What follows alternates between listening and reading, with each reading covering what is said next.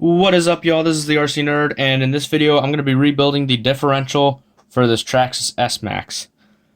Alright, now before you guys do anything, take note of which way these pegs are. See how the diff, it has a cone shape on one side and a flat shape on the other side? You want to make sure that you put this back in the same exact orientation, or it'll cause some problems. You do not want this diff to run backwards in this truck, so make sure you get it right. So if you need to, get like a picture of how this is orientated or a video or whatever.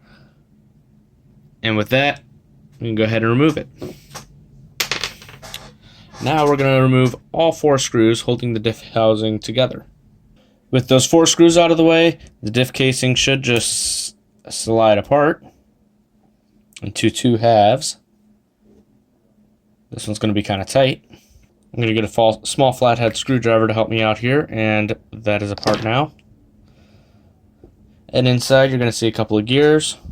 We can just slide out the pinion gear, and then the entire diff should just slide out from the other side of the casing. Now to get these bearings out, and we can just use a small screwdriver to push those out.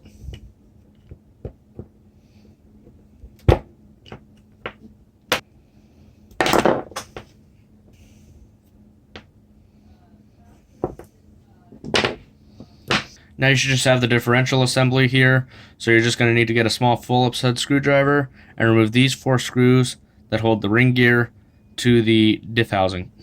Now that the ring gear and the diff housing have been separated, we can push out all of the spider gears.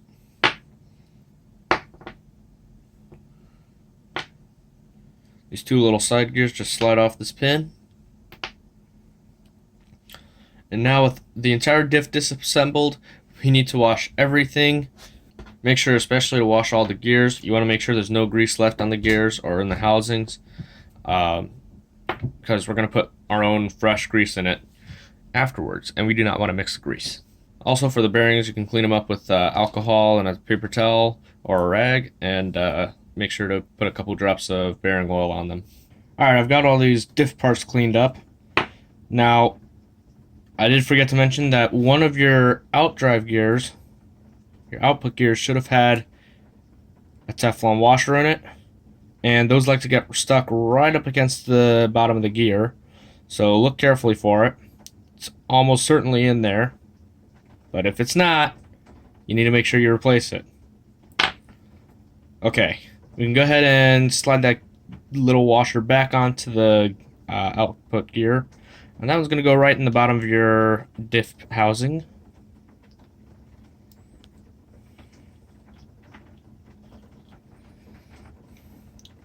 Now with that in, we can go ahead and take the little pin, push our side gears onto the pin, but keep them separated like so. And now in the housing, there should be 2 little slots on each side that the ends of the pins can sit in. So just kind of push the gears together, slide it into place. And now, don't put in the other outdrive gear yet. First, we're going to go ahead and lube this up. Actually, we can put the outdrive gear into the ring gear. And you guys might notice there's a tiny bit of grease still down inside the grooves of the teeth. That's okay. It's not a lot. It's gonna, once I put in the fresh grease, it'll pretty much force that out over time and dilute it.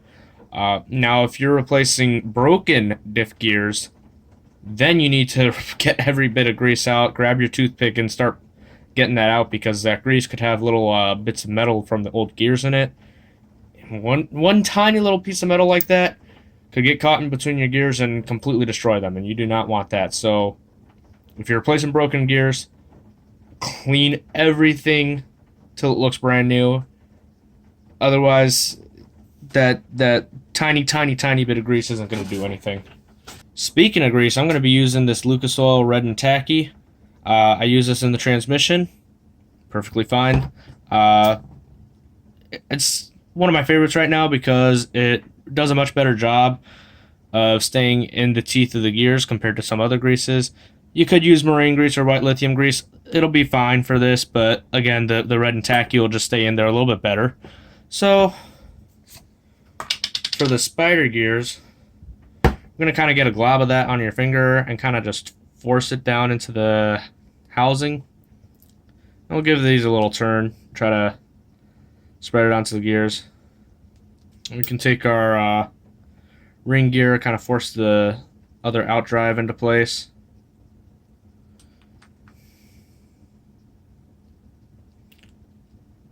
We'll just give that a twist so that it turns all the spider gears and spreads around the grease as much as we can. One more thing to note before I put this back together all the way. Some of these differentials actually have seals. You'll have rubber seals that go on each of the outdrive gears, and then you'll have one big rubber seal for the ring gear. If you have one of those, you'll actually want to put silicone Diff Fluid in it. For those, you'd want something like this 30K Diff Fluid or 100K Diff Fluid. Whichever one you go with, it really depends on what kind of terrain you're running in and how you're driving it. It depends on the vehicle type too, so there's a lot of factors. For something like this, given that it's probably going to get a mix of on and off-road, and it's a monster truck, I'd probably say something between maybe like 50K or 100K would be good. But you might just have to experiment with it a little bit, see what works for you. If it's too loose, then what'll happen is whenever you throw it hard in a turn, one wheel will spin up a lot and the other one will grip really hard, and well, you might traction roll a lot, something like that. And then if you put way too thick of the oil in there, it'll just make it want to slide out all the time or swap ends. So you kind of want to find something in between. But that's something you're going to find on more so newer electric models, or like a T-maxx 3.3 would have it. Revo 3.3 should have it as well. But if you have like the older models or like a T-maxx, I believe the T-maxx Classic still comes with this style diff, or an older T-maxx. They won't be sealed, so you'll have to put just regular old grease in them. Now, as you can see, I don't have this diff housing packed to the brim. You just want enough in there to coat the gears, and maybe a little more.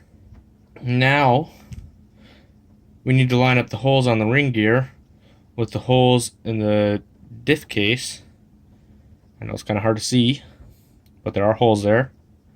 Then we can take each of our screws and start screwing them back in. Now, when you go to tighten them up all the way, you want to go in a crisscross pattern. The reason is that, especially if you have a sealed differential, you want to make sure the seal and the ring gear seat properly. You want to make sure they seat evenly so that, well, it seals properly.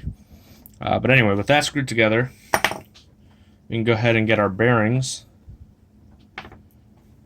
And we want to take our larger bearings, and they go on either side of the diff.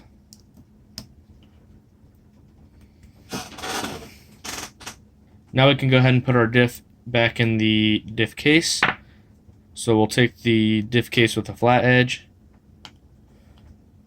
slide this bearing into place. We'll make sure the flat side of the ring gear goes against the flat edge here. Of course, the cone shape is for the diff housing. And at this point, we can go ahead and get some grease on this gear. You can see like that, I just got a big glob of it.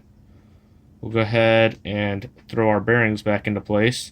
And the first one can go all the way against the gear, but the second one on this truck, you want to leave a little bit of a space between them because it needs to fit back into the little grooves.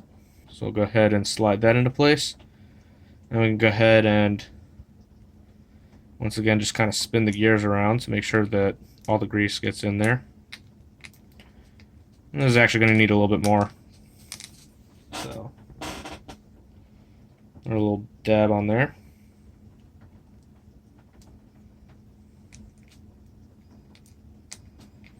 Now, if you put a lot of grease, it's not a big deal. Just all that's going to happen is that the extra grease will get flung off of the gears. So it's kind of not necessary anyway. If you end up putting a little extra, it's not going to hurt it as much as not putting enough. So just get it to where they got a nice light coat all the way around the gears. So it should end up something like this. As you can see, some of the extra grease is already getting flung up against the side of the diff housing. So it's just got a nice light coat on each of the gears. That's all it needs. I'm going to go ahead and put the top of the diff case back on. Make sure that bearing seats all the way in, like so. You can see that seam should be flush. And then we can take our 4 larger screws. I just dropped one, but take our 4 larger screws and just go ahead and screw the diff case back together. Some really old models will only have 2 screws, but hopefully you have the one with 4 screws, because they just they don't break as easily. Now, if you remember how this little mount goes, you can go ahead and slide that back on. Now, if you don't remember which way it goes, you can look it up on the Traxxas website. Just go to the T-maxx 2.5 and look up the exploder diagram for the rear of the truck, and it should show you. Or I'll just tell you right now. The cone part actually needs to point towards the right side of the truck, and the flat edge needs to go towards the left side. So we'll hold it in that orientation, and then these little dog ears should be at the top, like so. And with that put back into place, that is the differential completely rebuilt. So, I hope you guys found the video helpful or entertaining. If you did, hit the like button. If you didn't, hit the dislike button. And if you want to see more on this truck, keep an eye out for the next video. Subscribe, because next video I'm going to be rebuilding the engine, and I am very excited about that. I love rebuilding these engines. It's a ton of fun for me, but anyway, that's it for this one. I'll see y'all next time.